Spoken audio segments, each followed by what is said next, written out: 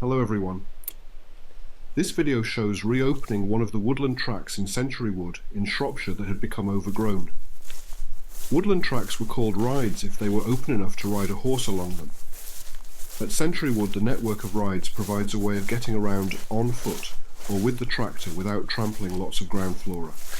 The sunlight is able to get in and encourage grass to grow, and we get a wider variety of plants on the edges than if there was just deep shade from the trees. But the rides are an artificial, human intervention, and the wood is always trying to reclaim them. Left alone, the trees drop branches, nettles and brambles grow, and bushes, and then new trees start to get established, and the ride will disappear. There is a stretch of one of the rides which I neglected for the past few years, and in this video I reopen it. First of all, we'll walk up to the stretch I've just been clearing, and on the way see what else is going on. I did the filming 2 years ago, during my 400th visit in the 15 years I've been coming to the wood. I know this because I keep a log with notes about what I've done each time. I marked the 300th visit back in 2019 by building a cairn of 300 stones. Since then, each visitor has added a stone, and here I am adding my 400th.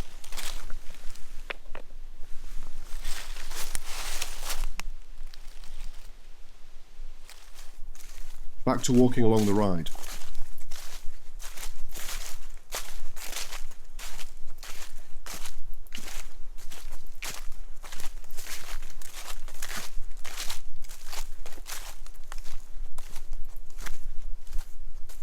This is a dead poplar.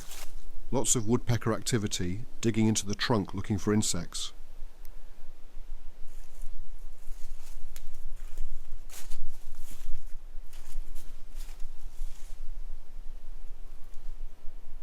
And there's a woodpecker hole.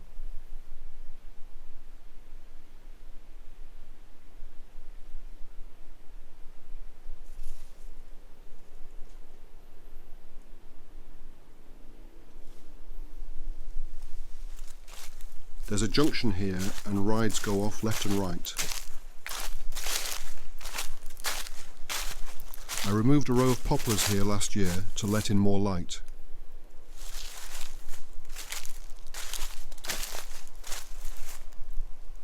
This tree is an alder, and I left it since it has the potential to become a full-sized standard tree and replace part of the poplar canopy.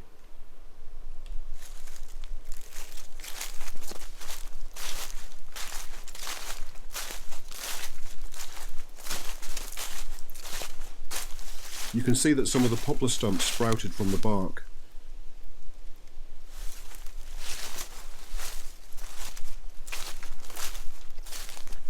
I also cut back hazels, wych elm and some ash at the back, and they are sprouting even more vigorously.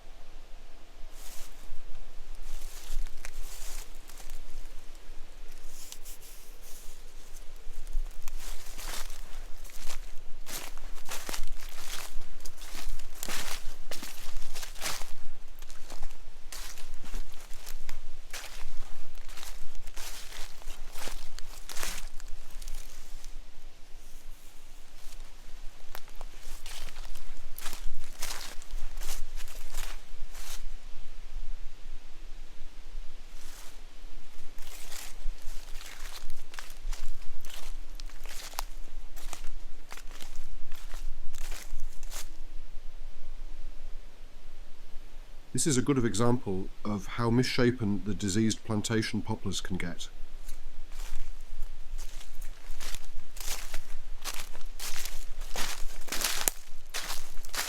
You can see the ride is quite narrow here, with poplars on either side, but even when they are in full leaf, they do let quite a lot of light through for the ground vegetation.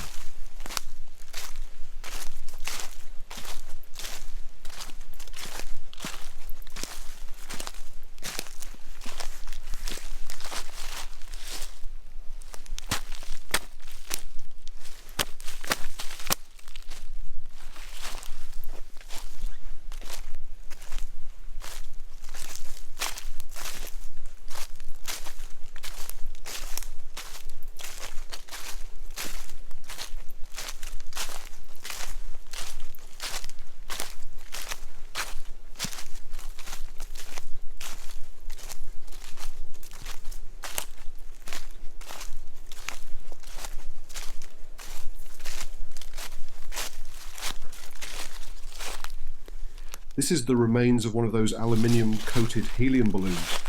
They can be quite dangerous to livestock if they land in a field.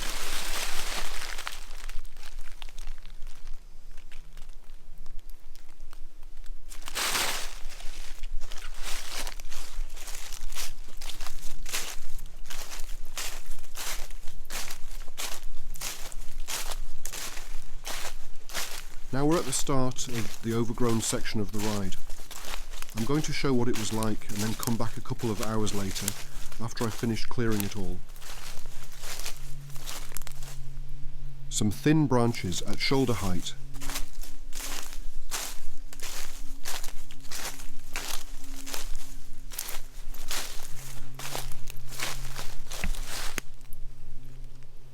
There's a patch of brambles here. I'm happy to see brambles elsewhere, but they need controlling on and near the rides as they take over, and the thorns can give you nasty cuts.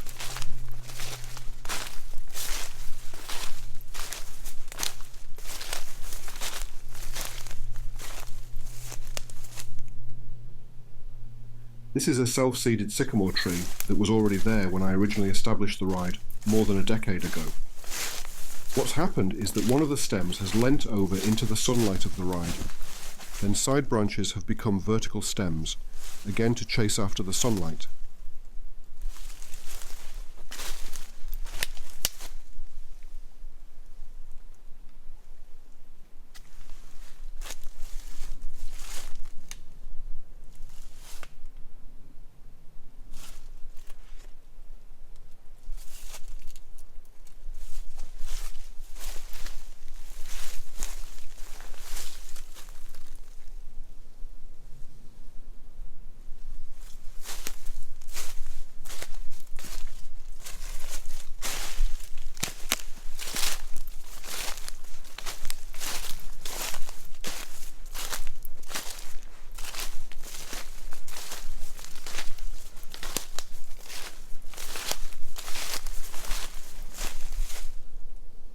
There's a rather ugly fissure on this poplar. The ride continues through this overgrown patch. You can see the stumps from when it was originally cleared.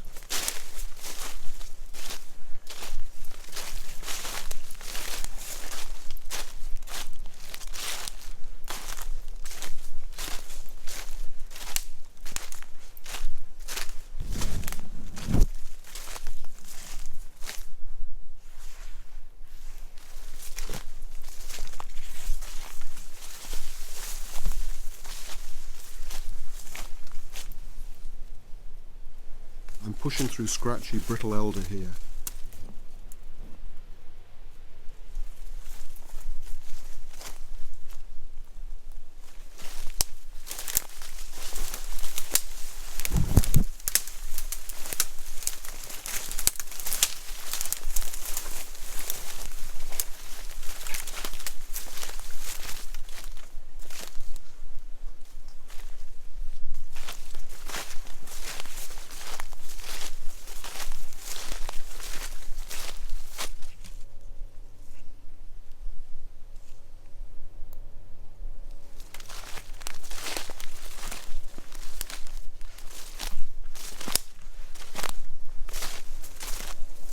The ride turns sharply left here.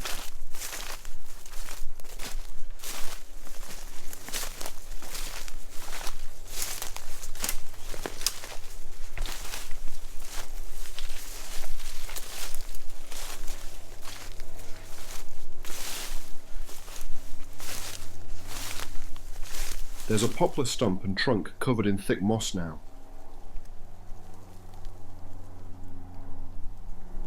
Beyond this last clump of trees, the ride is really just blocked by big patches of brambles, and I'm going to leave those for another day. I'm happy to say that I did all the ride clearing work with this silky saw and rigger gloves that I keep in the Everytime box I always bring with me.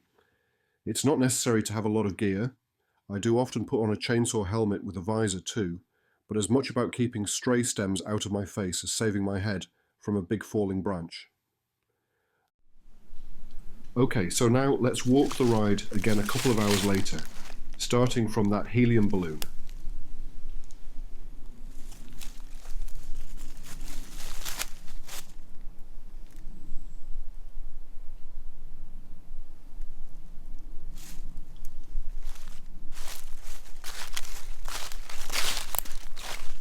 First, some of the stems that I cut back, and here they are laid at the side of the ride.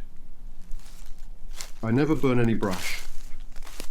I always leave it to rot down back into the ground.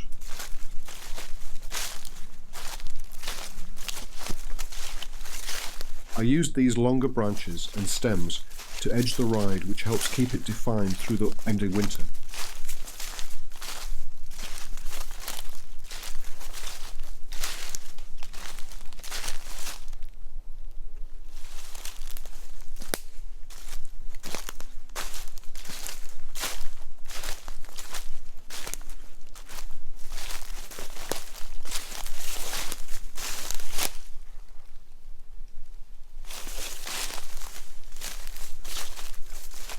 This trunk is about my limit with a handsaw. Beyond that, I save it for the next time I'm using a chainsaw here.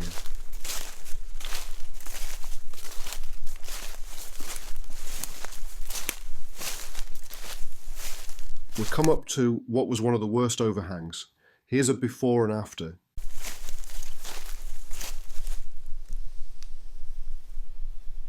You can see we're getting towards being open to the sky again.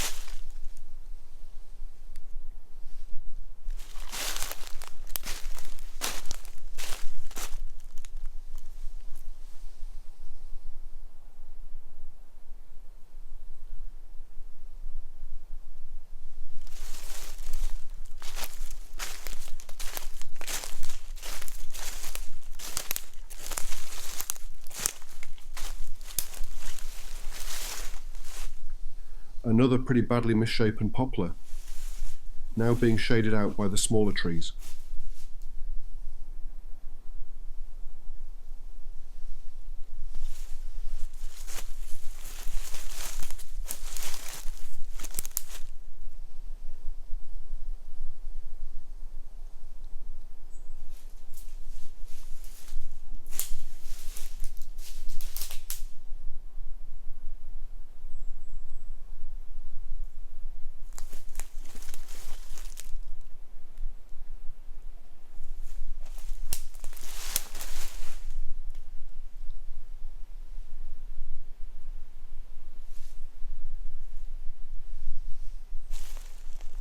Let's do another before and after.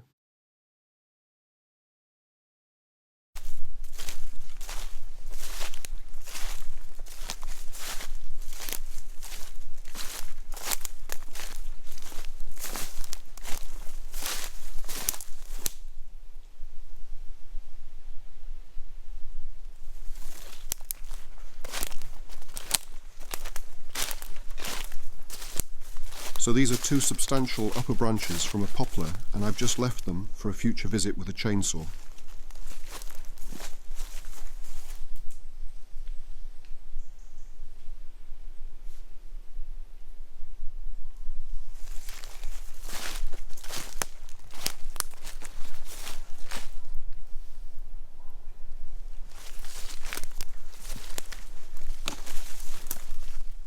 Just as we're passing, there are some great fungi growing in this deadwood.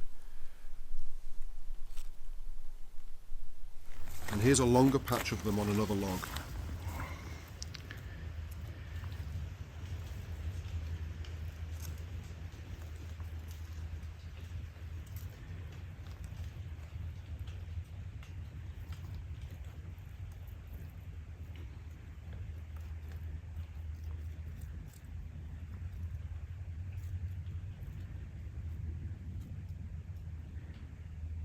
Okay, so the bottom line with this video is that a couple of hours of working not particularly hard with hand tools has transformed the ride back into something passable on foot or with the tractor. This makes it easier to get around, and the rides avoid wandering around all over the site, trampling the ground flora. If you've enjoyed this video, please subscribe to the Century Wood channel to see how the wood changes through the seasons and what other work is going on.